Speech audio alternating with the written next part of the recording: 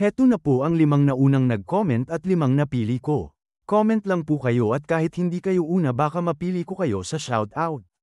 At ito na ang una na si Lodi Reynold Castillo Violan, Lodi Rezero, Lodi Joey Tabura, Lodi Kaizen, Lodi Cedric Zombaga, Lodi Jessen Suarez, Lodi Estrada Ditado, Lodi Demarc Hart, Lodi Benji Dayano, Lodi Jadiel Enriquez, Lodi Jonathan Bueno. Maraming salamat po sa inyong lahat at kung bago ka pa lang dito, baka naman. Ika-178 kabanata, sa pagpapatuloy. Napasigaw ng malakas sina Yeomdo at Changwon, na hindi ito maari. Makikita si Ryo na mabilis na napunta sa ere. At pagkatapos ay ibinato niya ang bilog na bagay. Agad na tinamaan niya si Tabachoy na sana ay hahampasin niya si Wee. Agad din sumugod si Haryong at si Changwon na pinaslang nila ang dalawang kalabang ito. Makikita rin si Junho na nagawa niyang tasakin ng espada ang isang asasin na ito. At sa likuran niya ay isang asasin na tumilapon sa ere na puno ng tama sa katawan. Mula naman sa ere sinabi ni Tang Sam na ang mga lintik na mga asong ito. Sinabi naman ni Manhai na huwag mong isumpa ang mga aso. Sinigaw naman ni Gang Sang habang itinutok ang espada sa unahan na lahat ng miyembro ng Red Vermilion Squad, umatake. Makikita ang dalawa ang kalaban ni Sansan na hinarang niya ang ginawa ng mga atake nito habang sinisigaw na Terra na gawin na natin ito. Na mabilis namang gumawa ng malaking slash si Hyunwon sa kanyang kaharap na kalaban. Sinigaw naman ni Nohak habang hinampes niya ang kanyang sandatang tungkod na tatalunin ko kayong lahat. Agad naman nilapitan ni Junho si Wee na ainalalayan nito habang sinabi niya na manatili ka sa akin Wee. Nakabantay naman si Changhun sa kanila habang sinabi na mabilis, pigilan ang pagdurugo niya at manatiling nakabantay. Hindi pa tapos ang laban na ito. Sinabi ng mataba habang makikita ang ibinato ni Ryo sa kanya na ano ito. Dagdag pa niya sa isip na namamanhid pa rin ang kamay na ginamit ko para pigilin ang atake niya gamit ang Bright Great Blade. Saan ba nanggaling ang batang yon? Mabilis namang sumusugod si Yeomdo sa kanya habang sinisigaw na tumigil ka. Matabang baboy, imbes na tumakbo kung saan-saan. Manatili ka dyan, akin ka na ngayon. Sinabi ng isang tao habang makikita ang mga slash na pinapakawalan ng kapatid ni Hyoryong na kahit iwan pa natin sa Elder Blaze Blade yung taong yun na ang weird, mukhang hindi talaga titigil ang pag-atake. Nya, sumagot naman si Ryo habang walang kahirap-hirap niyang iniiwasan ang mga slash na oo, alam ko. Kaya pakiusap, gawin mo ang lahat ng makakaya mo para pigilan yon. Habang umaatake naman si Haryong sinabi niya na nagsasalita ka na parang wala kang kinalaman dito. Paano ka nananatiling ganito ka walang pakialam habang malubha ang pagkakasugat ng kaibigan mo? Ibinuko niya ang kanyang palad habang mabilis na iniwasan ang pulang slash at sinabi niya na hindi mo ba narinig ang kasabihang kapag nagmamadali ka? Mas mabuting dumaan sa mahabang daan. May kailangan muna akong asikasuhin, kaya please, gawin ninyo ang inyong makakaya, lahat. Nainis naman na sinabi ni Haryong na ang walang hiyang yon. Napasabi rin si Gang Sang na Tang Sam. Lady Tang, pakiasikaso muna ang 7 Absolute Godly Sword. Tumugon ng mga ito na sinabi ni Tang Sam na inaasikaso ko na siya, pero hindi siya maganda ang kalagayan. Sa tingin ko, nasa bingit na siya ng kamatayan. Sinabi rin ni Moonhai na tanga ka, paano mo masabi ang ganyan? Kailangan natin siyang iligtas kahit ano paman. Napapaisip naman ito, na may hawak na maliit na kampanilyang sinabi na paano nangyari ang mga bagay na ito. Dagdag pa nito sa isip na ang nag-iisang makakawasak sa Forbidden Art na nakaukit sa Gushing Blood Blade, ang apo ng Sword Saint, ay natapos na ang problema sa kanya. Dagdag pa nito habang makikita ang kanyang mga alagad na nagkamali kaya ako sa pagmamaliit sa mga batang ito. At higit pa riyan, bakit parang kulang ang bilang ng mga alagad ko at ng Bright Great Blade Squad?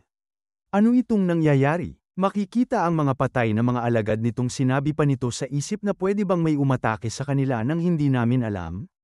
Napatingin nito sa bandang itaas na nangangalit ang ngipin na sinabi pa nito sa isip na sa kahit anong paraan. Dahil sobrang komplikado na ang mga bagay, mas mabuti pang kunin na lang ang lalaking iyon at ihagis siya sa harap ng nakatatandang kapatid niya. Mabilis naman silang naghanda ng mapansin nila na may binabalak ito. Na agad na sinabi ni Jin Sul na papunta ang matandang yan rito. Mag-ingat kayong lahat. Biglang umatake naman si Yeren na makikita na agad na hinarang ito ng may maitim na enerhiyang espada.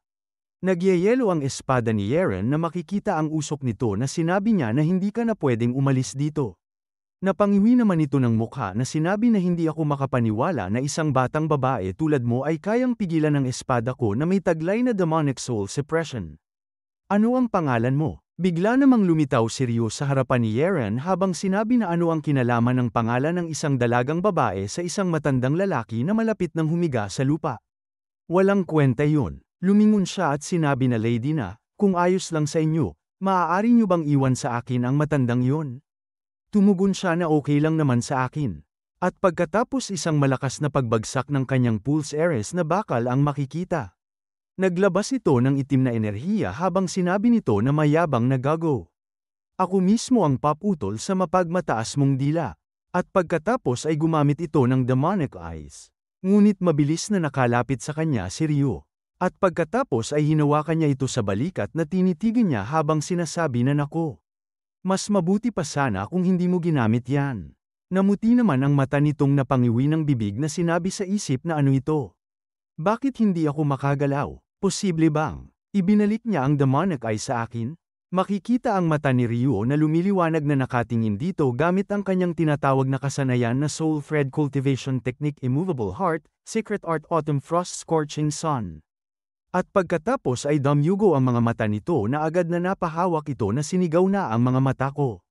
Pinitik naman ni Ryo ang kanyang daliri na makikita ang kanyang nakatagong sandata. Na ito ay tatama sa katawan nito at sa kampanilya. At ilang sandali pa ay nahati ang kampanilya sa dalawa. At makikita rin ang braso nito ay nalaglag na lang. Sa lupa na may hawak na espada. At ang braso rin ni Tabachoy na may hawak ng espada ay nalaglag din sa lupa na makikita ang mga kislap ng apoy dito. Na napasabi pa ito na imposible ito. Nanginginig ang katawan nito hawak ang kanyang naputol na brasong sinabi pa na mula sa Heaven Murderer hanggang sa akin. Ako ang Earth Killer, matatalo sa basurang yon. Nakangisi si Yomdu na sinabi niya dito na oo, kaya hindi mo sana tiningnan ang kalansay na yun sa harap ko. Ang nakakataas sa iyo ay namumuhay na parang Azura ngayon at lalo pang lumalakas araw-araw. Ang tanga mo, baboy. Napatingin ito sa mga nakahandusay na mga kasamahan nito na sinabi pa sa isip na buwisit. Ni hindi pa namin naaabot ang layunin namin, pero ang Heaven Murderer at ang mga kasama namin ay nasa ganyang kalagayan na. Tumalon ito sa ere habang sinasabi pa nito sa isip na kung ganoon. Kailangan ko munang mabuhay. Dagdag pa nito habang nasa ere na uurong ako ngayon. Pero hinding-hindi kita papatawarin, gago. Pumaypay ng kamay si Ryo na sinabi niya na ang karaniwan naman ang paraan mo ng pamamaalam.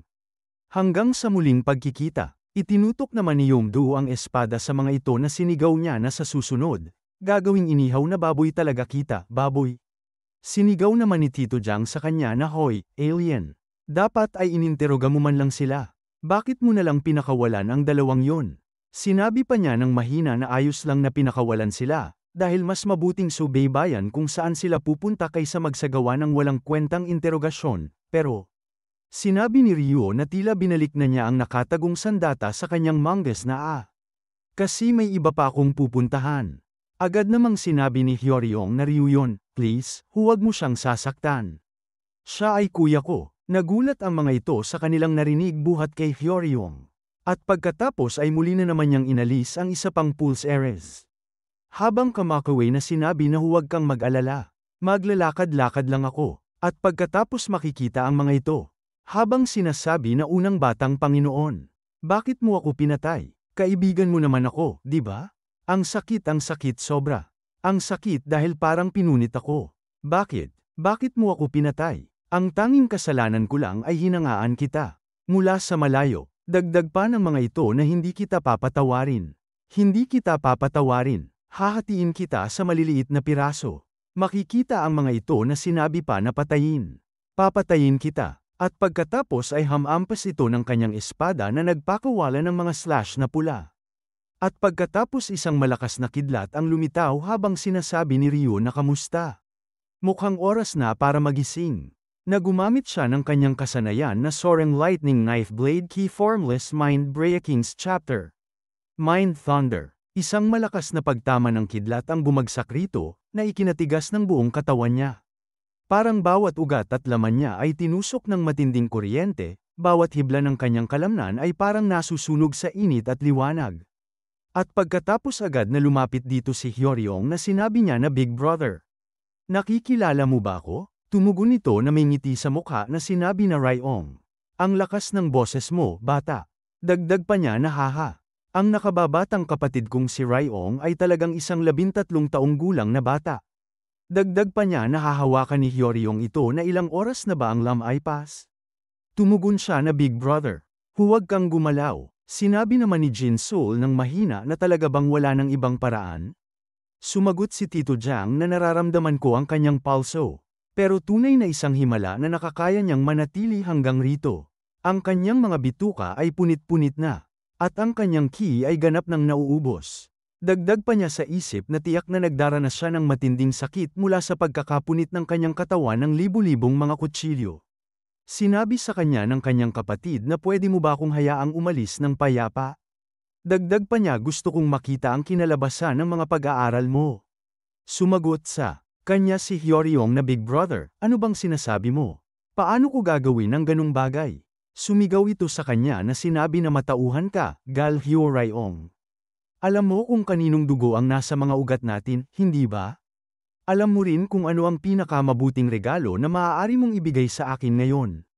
Makikita ang pagkagulat nito sa kanyang mukha.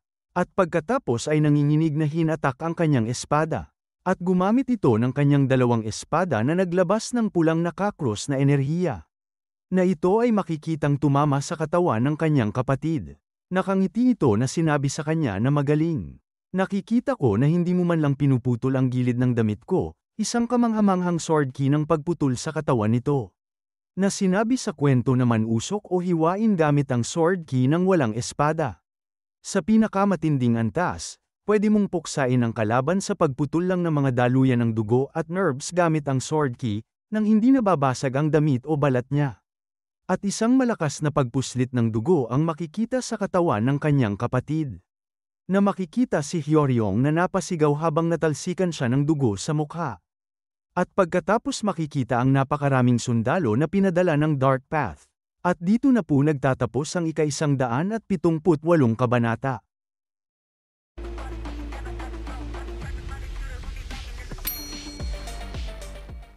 Ika-179 na kabanata. Sa pagpapatuloy, flashback, ang hangin ay humuhuni ng marahan, nagdadala ng malamig na paghinga ng mundo. Sa gitna ng maputing katahimikan, ang mga puno ay nababalutan ng makapal na nyebe. Makikita ang isang lobo na duguan na wala ng buhay. Isang tao ang nagsasalita habang makikita ang kabayong ito na huwag, Roro. Huwag kang tatayo. Hinawakan ito ni Hyoryong sa mukha na sinabi niya na huwag kang gagalaw, lalong lalala ang mga sugat mo. Isasama kita ngayon din at gagamutin kita, naiintindihan mo ba? Napalingon siya ng isang tao ang tumawag sa kanya. Umiiyak na tumugon siya na Big Brother. Nasaktan si Roro. Kinapos ko lang siya rito sandali. Dagdag pa niya na kailangan natin siyang dalhin agad at gamutin. Sinabi ng kanyang kuya na Aryong, hindi na maliligtas si Roro. Dagdag pa niya na mas mabuti nang palayain natin siya ngayon. Sumagot sa kani si Haryong na kuya, paano mo nasabi yan? Sinasabi mo ba na patayin ko siya? Nakatingin ito sa kanya na sinabi na si Roro, hindi na siya makakatayo ng maayos mula ngayon. Ang mga kabayong hindi makakatayo ay madalas nagkakaroon ng pagliko ng bituka at mga sugat sa puwerta. Kahit hindi dahil sa nabaling paa niya, kapag kinakagat ng asong may rabies, hindi na ito magagamot. Niyakap niya ang kabayo na umiiyak na sinabi na hindi, kahit ibinigay mo sa akin si Roro, siya pa rin ang una kong kaibigan. Hinawakan siya ng kanyang kuya sa balikat na sinabi na kaya nga, Aryong, ang bata na ito ay napunta na sa impyerno. Hahayaan mo ba na doon na lang manatili ang kaibigan mo? At pagkatapos ay makikita ang kabayo na malalim na ang paghinga. Umiiyak na sinabi ni Haryong na Roro. Patawad, sobra akong nagsisisi. Sinabi naman ng kanyang kuya na oo. Kaya mo na ba siyang palayain? At pagkatapos ay kinuha niya ang kanyang espada. At lumapit sa kabayo na ito ay naghandang patayin. Umiiyak pa niyang sinabi na hindi ko kaya. Pakiramdam ko masasaktan siya, pakiramdam ko masyado kong masasaktan si Roro. Hinawakan ng kanyang kuya ang dalawang espada na nasa likuran niya at sinabi na sige nga, kung ganoon. Dagdag pa niya na makikita si Haryong na umatras ka. Gagamit ako ng body cutting sword key. Naglabas ng enerhiya ang kanyang kuya habang sinasabi na tulad ng hangin na dumadaan, ito lang ang tanging paraan para may paalis siya ng walang sakit. Na makikita ang mukha ni Haryong na umiiyak. At pagkatapos ay nagpalabas ang kanyang kuya ng mga pulang slash sa hangin. Balik sa kanya, na makikita ang kanyang mukha na umiiyak. Sinabi pa ng kanyang kuya na kamangha-mangha. Ni isang himulmol ng damit ko ay hindi man lang nataman. Napakagaling noon. Isang kamangha-manghang body cutting sword key. At pagkatapos ay isang malakas na pagbulwak ng dugo ang makikita. Gamit ang kasanayan na calamity. Beware of heaven's calamity. Na si Hyoryong ay napasigaw ng malakas na natalamsikan ng dugo sa mukha. At pagkatapos ay makikita ang pinadalang sundalo ng Dark Path. Nakabalik na sila sa kanilang tinutuluyan. Nasa labas si Jin Soul ng bahay na nag-aalalang naghihintay. Napatingin ito sa gilid habang sinasabi na ayos pa kaya si Batang Panginoon Hyoryong. Parang muntik na siyang bumagsak. Umiling si Yeren na sinabi niya na wala siyang ibang pagpipilian kundi umalis. At pagkatapos makikita ang silid na ito, tahimik lang silang nakaupo sa lamesa. Ganun din sila Haryong at si Changhoon. Pati na rin si Okhyun at si Junho. At ilang sandali pa sinabi ni Nohak na nako, kailangan ba tayong manatiling ganito buong gabi hanggang sila'y bumalik? Sinabi naman ni Moonhye na kung ganon, ano ang mungkahi mo na gawin natin? Magsasayaw ba tayo sa ganitong sitwasyon? Napangiwi ng bibig si Nohak na napatingin sa kanyang sinabi na ang ibig kong sabihin, hindi ba dapat pag-usapan natin ang nangyayari ngayon? At kung ano ang dapat nating gawin pagkatapos?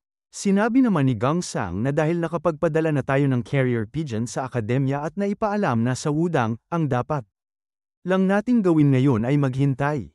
Kahit man lang hanggang sa bumalik si Batang Panginoon.